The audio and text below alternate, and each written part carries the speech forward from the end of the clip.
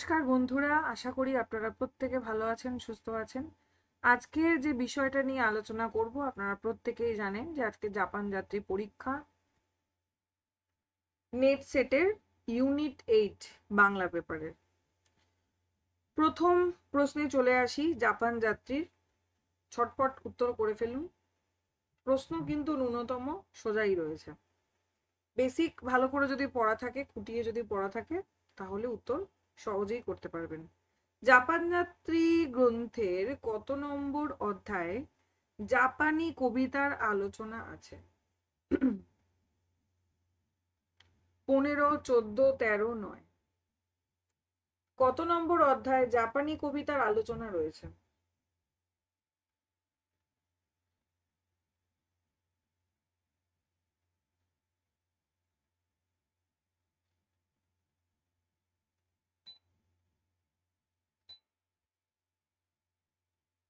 পরবর্তী প্রশ্নে চলে যাচ্ছি। জাপানে অসুস্থতার কারণে রবীন্দ্রনাথের কতদিনের কারাবাস হয়? জাপানে অসুস্থতার কারণে রবীন্দ্রনাথের কতদিনের কারাবাস হয়? 15 দিন, 10 দিন, 16 দিন, 9 দিন।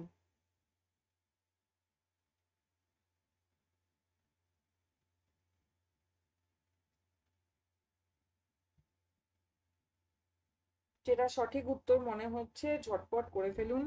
পরবর্তী প্রশ্নে চলে যাচ্ছি। জাপান যাত্রীর প্রথম অধ্যায়ে রবীন্দ্রনাথ বলেছেন তিনি নিজেকে কি বলেছেন? নিশীথ রাতে সভাকবি। একটি কবিতাতে এই কথাটি তিনি বলেছেন, সেটা কোনটা? একটু এরম ভাবে করে দিলাম আমি, তাহলে বোঝা যাচ্ছে কোশ্চেনটা নিশ্চয়ই। পুরো কোশ্চেনটা পড়া যাচ্ছে। জাপান জাতির প্রথম অধ্যায়ে তিনি রবীন্দ্রনাথ বলছেন যে নিশীথ রাতের সভাকবি, এই কথাটা তিনি একটা কবিতায় বলেছেন। সেটা কোথায়? সোনার তরী কাব্যের ব্যর্থ জীবন, ব্যর্থ যৌবন, মানসী কাব্যের ছবি কবিতাতে, কল্পনা রাত্রের কল্পনা কাব্যের রাত্রি কবিতায়, নাকি বীথিকা কাব্যের নিমন্ত্রণে? খুব গুরুত্বপূর্ণ প্রশ্ন কিন্তু। নিশীথ রাতের সভাকবি কোন কবিতা এই কথাটা তিনি বলেছেন?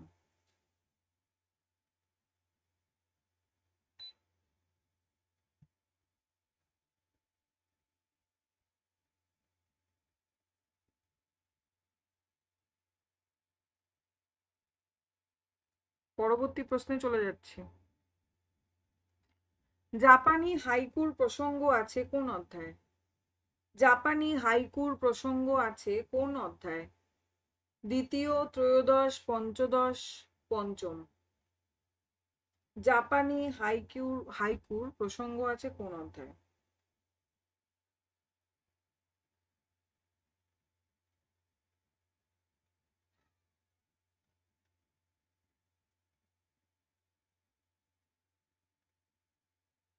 আশা করি উত্তরটা পেরেছেন আপনারা। পরবর্তী প্রশ্নে চলে যাচ্ছি। শিল্পী শিমোমুরার যে চিত্রটি কলা ভবনে রক্ষিত আছে সেটা কি? অন্ধের সূর্য বন্দনা, অন্ধের ঈশ্বর আরাধনা, কবি, নাকি অন্ধ আর স্থলপদ্ম? জাপান যাত্রী থেকে এই জায়গাটা কিন্তু খুব ভালোভাবে পড়বেন। দুজন চিত্রশিল্পীর যে ছবির কথা রয়েছে, শিমোমুরা, কি কি ছবি রয়েছে, এই দুজন শিল্পীর কোন কোন ছবি রয়েছে, কোনটা তিনি আগে দেখছেন, কোনটা তিনি পরে দেখছেন, কোনটার কি বর্ণনা দেওয়া রয়েছে, এই জায়গাটা ভীষণ গুরুত্বপূর্ণ। জাপানি কবিতার প্রসঙ্গগুলো ভালো করে দেখে যাবেন। নেক্সট প্রশ্নে চলে যাই। কোন, এটা নিশ্চয়ই উত্তরটা হয়ে গেছে, পরেরটায় যাচ্ছি। জাপানে রবীন্দ্রনাথের দেওয়া বক্তৃতা মাই স্কুল দ্য মডার্ন রিভিউতে মানে কত সালে? মে 1924, মে 1926, জুন 1925, নাকি মে 1925? এটা ওয়াই হবে, মে। কোনটা সঠিক উত্তর হবে? জাপানে রবীন্দ্রনাথের দেওয়া বক্তৃতা মাই স্কুল দ্য মডার্ন রিভিউতে বেরোচ্ছে কত সালে? এই ইনফরমেশন গুলোও কিন্তু আমাদের জানতে হবে।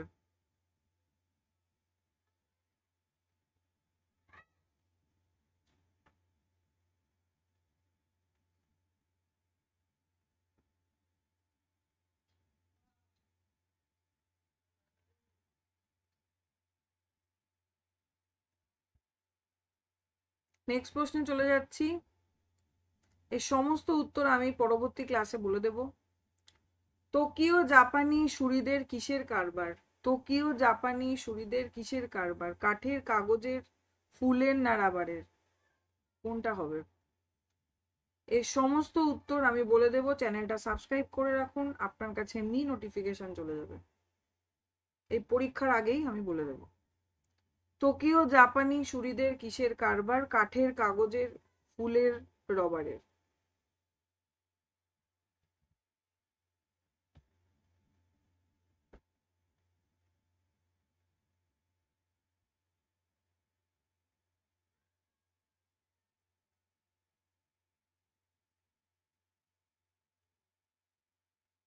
পরবর্তী প্রশ্নে চলে যাচ্ছি।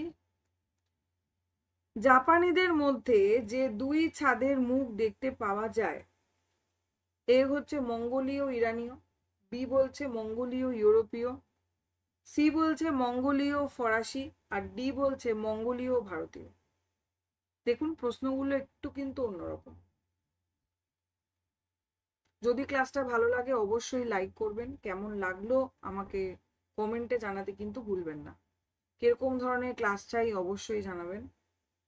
আর যে কোনো সমস্যার সমাধান কিন্তু আমি করে দেব, অবশ্যই আমাকে সেটা কমেন্টে জানাতে হবে।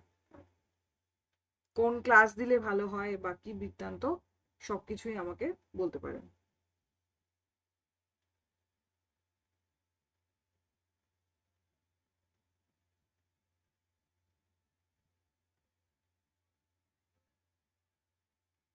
মোটামুটি আমাদের 1 মিনিটের মধ্যে কিন্তু উত্তরগুলো করে ফেলতে হবে, কিন্তু এই ধরনের এক কথায় প্রশ্ন যেগুলো সেগুলো কিন্তু আরো তাড়াতাড়ি করার চেষ্টা করতে হবে।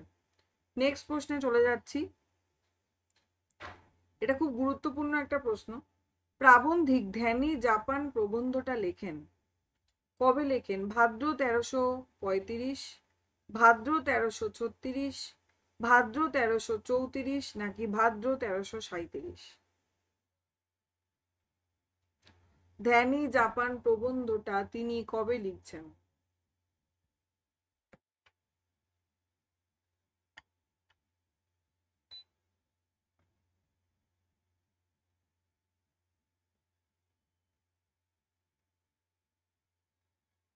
এরপর থেকে আমি চেষ্টা করব, আমি ভেবেছি যদি সপ্তাহে অন্তত একটা করে কি দুটো করে মক টেস্টের ব্যবস্থা করা যায় এরকম ভাবে, এবং যেই বিষয়টা পড়ানো হবে সারা সপ্তাহে নেটের জন্য সেটা নিয়ে পরীক্ষা হবে। আবার যখন এসএলএসটির যে বিষয়টা পড়ানো হবে সেটা নিয়ে পরীক্ষা হবে, বিহার স্টেটের যেটা পড়ানো হবে সেটা পরীক্ষা হবে, ঝাড়খণ্ডের যে পরীক্ষাটা সেটাই, যতগুলো বিষয় রয়েছে যেগুলো যেগুলো ক্লাস করানো হবে আমি চেষ্টা করব সেগুলো নিয়ে ছোট্ট করে একটা মক টেস্ট নিতে।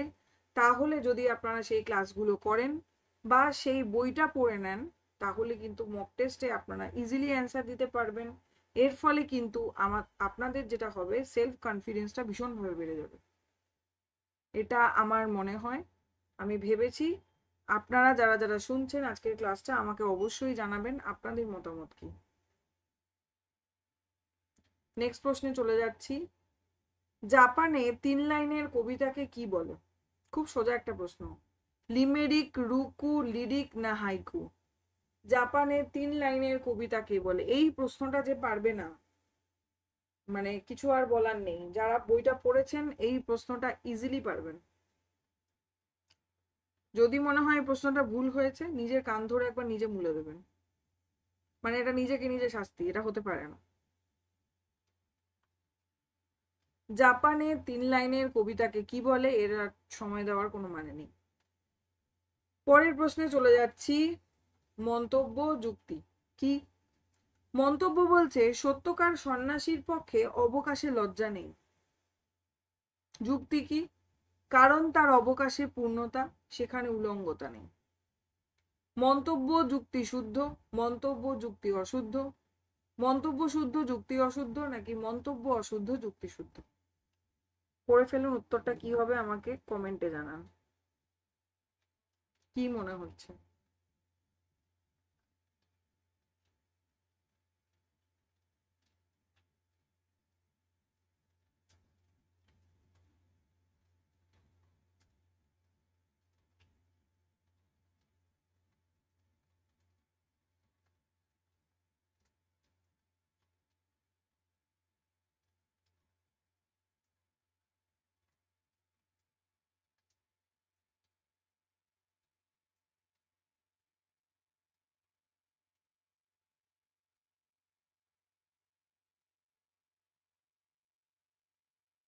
পরবর্তী প্রশ্নে চলে যাই।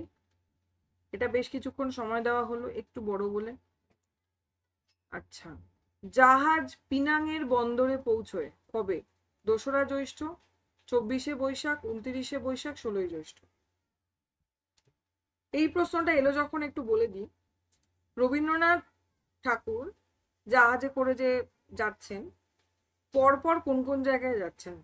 সিঙ্গাপুর, পিনাং, এভাবে রেঙ্গুন, এইভাবে পরপর কোন কোন জায়গাতে তিনি যাচ্ছেন, কোন কোন ডেটের, মানে কোন কোন চিঠির যে ডেটটা নিচে রয়েছে, কোন ডেটে তিনি গেছেন এবং সেটা কোন পরিচ্ছেদে রয়েছে। ধরুন কথার কথা আমি বলছি, 3 নম্বর পরিচ্ছেদে সে বলছে যে সে রেঙ্গুন গিয়ে পৌঁছেছে। আমি জাস্ট অ্যাজাম্পশন বলছি, কিন্তু ভাবতে। তাহলে আমাদেরকে এটা মনে রাখতে হবে কোন পরিচ্ছেদে কথাটা বলেছে। 3 নম্বর পরিচ্ছেদে বলেছে, এবং 3 নম্বর পরিচ্ছেদের কত তারিখে তিনি গিয়ে পৌঁছচ্ছেন। ধরা যাক 24শে বৈশাখ। 24শে বৈশাখ রেঙ্গুনে পৌঁছচ্ছেন। তাহলে আমরা বাদিকে লিখবো এটা 3 নম্বর পরিচ্ছেদে আমরা পেয়েছি প্রসঙ্গটা, এবং কত ডেট পেয়েছি? 24শে বৈশাখ রেঙ্গুন। এটা একটা করব। আরেকটা করব, একটা ম্যাপ তৈরি করব। এখানে 24শে বৈশাখ, তারপরে এখান থেকে এখানে গেলেন, এটা হয়তো 29শে বৈশাখ, এখানে একটা জায়গায় গিয়ে পৌঁছেছেন, এটা একটা জায়গায় গিয়ে পৌঁছেছেন। হ্যাঁ, আবার একটা এরকম এঁকে নেবো খাতার মধ্যে, এই করব, এখানে একটা জায়গায় গিয়ে পৌঁছচ্ছেন। প্রত্যেকটার আলাদা আলাদা ডেট নিশ্চয়ই হবে, যে এটা হয়তো 24 তারিখে গিয়ে পৌঁছেছেন, এটা হয়তো 29 তারিখে গিয়ে পৌঁছেছেন, ঠিক আছে, বৈশাখ। তারপর এটা হয়তো 2রা জ্যৈষ্ঠ পৌঁছচ্ছেন, এটা 5ই জ্যৈষ্ঠ পৌঁছচ্ছেন। এই করব, এবং তার নিচে নিচে জায়গাগুলো লিখবো, এটা রেঙ্গুন, এটা এই, ওটা ওই, এরকম ভাবে লিখবো। তাহলে কি হবে, আমরা যেমন ম্যাপ পয়েন্টিং পড়েছি, সেখানে যেমন আমরা মানে গঙ্গার জলধারা বা গঙ্গোত্রী হিমবাহ কিভাবে বয়ে যাচ্ছে, আমরা ছোটবেলায় আপনারাও পড়েছেন, এইভাবে পড়তাম না, দেখতে দেখতে পড়তাম যে এটা থেকে এখানে যাচ্ছে, ওখান থেকে, তাহলে আমরা ভুলবো না।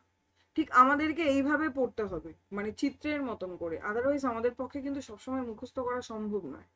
এই ছোট্ট ম্যাপটা যদি বানিয়ে নিই, তাহলে কি হবে, এটা চোখে পড়বে। বইয়ের ওপর আপনারা করতে পারেন, আপনাদের কাছে যদি পিডিএফ থাকে তার উপর করতে পারেন, বা যদি খাতায় নোট বানান সেখানে করতে পারেন। যদি কোনো স্টাডি ম্যাট আপনাদের থেকে থাকে, কোনো কোচিং থেকে হোক, যেখান থেকে হোক, তার উপরে করতে পারেন। মোদ্দা কথা হচ্ছে শেষ পর্যন্ত পরীক্ষার আগে একবার চোখ বুলিয়ে যাবে। এই কোশ্চেনটা এলো বলে আমি কিন্তু এটা পড়লাম, মনে পড়ে গেল।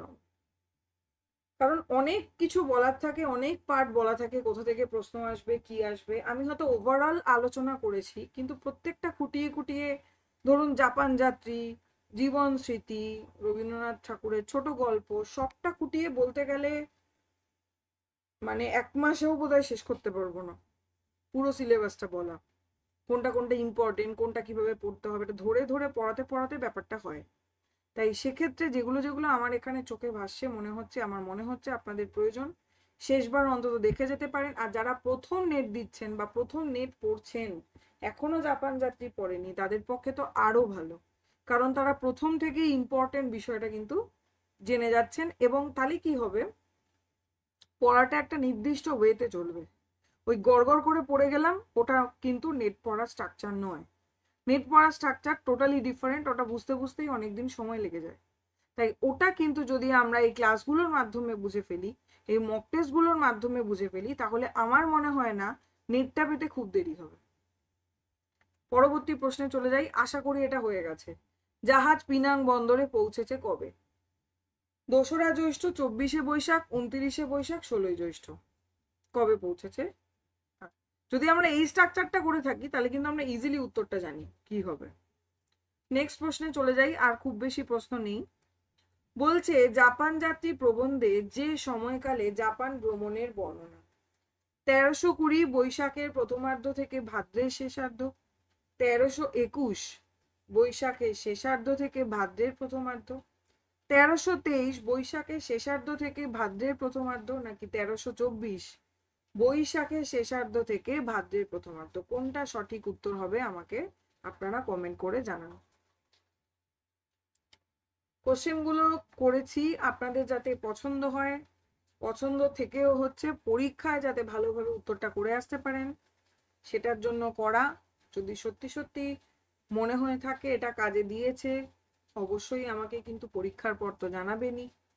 শুধুমাত্র এই পরীক্ষা না, যত পরীক্ষা নেওয়া হয়েছে বা যত ক্লাস নেওয়া হয়েছে, যেগুলো যেগুলো আপনারা দেখেছেন বা দেখছেন, যদি মনে হয় তাহলে অবশ্যই জানাবেন। আমাকে অনেকেই ফোন করে জানিয়েছেন যে ক্লাস করেছেন এইভাবে ইউটিউবে, সেখানে নেটও পাস করেছে। মানে আমার কাছে খুবই এটা বড় পাওয়া বলতে গেলে। এবং অনেকে আমার কাছে পড়তে চাইছেন আপনারা, কিন্তু দুঃখজনকভাবে এখন আমি আলাদা করে নেট পড়ানোটা এখনো শুরু করিনি। যদি আমি শুরু করি বা যখনই শুরু করব অবশ্যই এই চ্যানেলে এসে আপনাদেরকে সবার আগে জানাবো, কারণ অনেকেই অপেক্ষা করে রয়েছেন এবং আমাকে বলছেন এবার শুরু করলেই তো ওভাবে করা যায় না, অনেক কিছু স্ট্রাকচারাইজ ব্যাপার রয়েছে।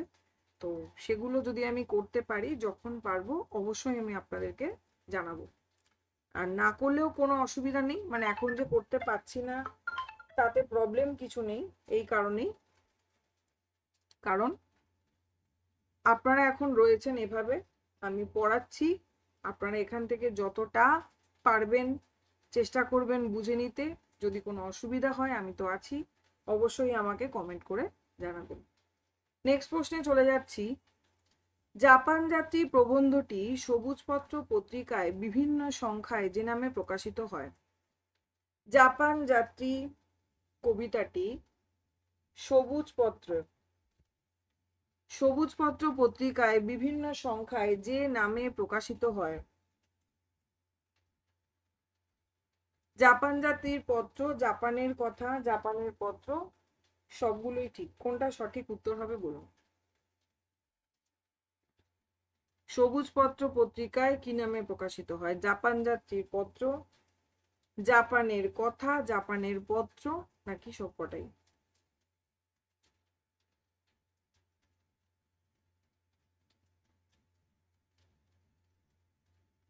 নেক্সট প্রশ্নে চলে আসি। নেক্সট অ্যান্ড লাস্ট, 15টা প্রশ্নই ছিল। জাপান যাত্রী প্রবন্ধের যতগুলো সংখ্যা পত্রিকায় জাপান যাত্রীর পত্র শিরোনামে প্রকাশিত হয়েছে। এই ইনফরমেশন গুলো কিন্তু একটু টেক্সট বুকের বাইরের ইনফরমেশন, এবং এই ইনফরমেশন গুলো কিন্তু আমাদেরকে জানতে হবে। কোনটা হবে সঠিক উত্তর? 3টি, 4টি, 5টি, না 6টি?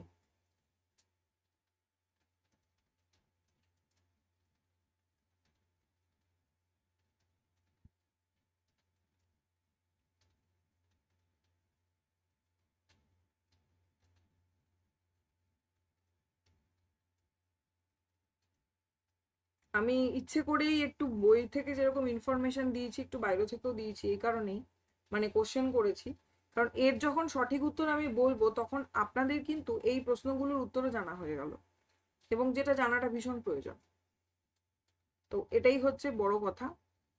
এখন কত নাম্বার পেলেন কি পেলেন সেটা ম্যাটার করছে না, ম্যাটার করছে ফাইনালে গিয়ে, মানে যে খেলাটা আপনারা খেলবেন পরীক্ষার দিন গিয়ে কম্পিউটারের সামনে পরীক্ষা হলে, ওটা হচ্ছে সব থেকে বড় ম্যাটার করে।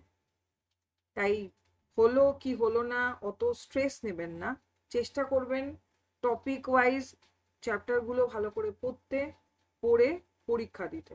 That's it. এখানে পরীক্ষায় আপনি 15তে দিন পেয়েছেন বলে এরকম কোনো মানে নেই যে তার মানে পরবর্তী পরীক্ষাটা আমার খারাপ হবে, এটা ভাববেন না। সেটা ভেবেই কিন্তু আমি অনেকটা ইজি ইজি কোশ্চেন দেওয়ার চেষ্টা করেছি, যাতে এইরকম মানে ল্যাক অফ কনফিডেন্স না কাজ করে আপনাদের মধ্যে।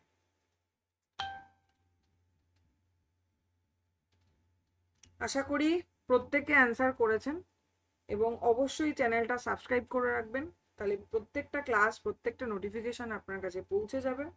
এবং ক্লাসটি পছন্দ হলে লাইক দেবেন এবং কমেন্টে আমাকে জানাতে ভুলবেন না আপনার কি প্রয়োজন বা কোন জায়গা বুঝতে অসুবিধা হয়েছে, এবং যে এই পরীক্ষা নিলাম তার সঠিক উত্তরগুলো কিন্তু আমি কমেন্টে চাই। ধন্যবাদ সকলকে, আজকে এ পর্যন্তই।